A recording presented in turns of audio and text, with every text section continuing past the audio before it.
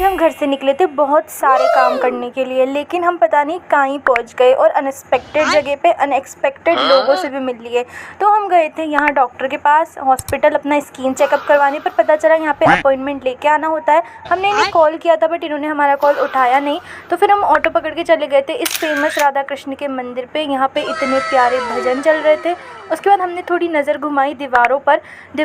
हर एक दीवार भरी हुई थी। किसी को नीट क्लियर करनी है, किसी को IIT क्लियर करनी है, किसी को जिंदा लड़की चाहिए, किसी को जिंदा लड़का चाहिए, कोई अपने परिवार वालों से परेशान है, किसी के परिवार वाले उससे परेशान है। भाई क्या चल रहा है दुनिया में, इसको देख के मेरा दिमाग ख़राब हो गया। मुझे लगा कि भाई मेरी लाइफ कितनी ज़्यादा सही चल रही है। उसके बाद हमने दर्शन किए, आप भी दर्शन कर लो, आरती करी। उसके बाद हम थोड़ी देर रुके और यहाँ पर मैं मिली अपनी बेस्ट फ्रेंड से, और इस लड़के ने चलते हुए हमारा प्यारा सा मूवमेंट ख़राब कर दिया। उसके बाद हम बैठे, हमने थोड़ी बातें करी। उसके बाद हम रैपिडो बुक करके कहीं गए थे। वो कहाँ गए थे वो मैं आपको बताऊंगी नेक्स्ट व्लॉग में। अभी के लिए इतना ही, बाय।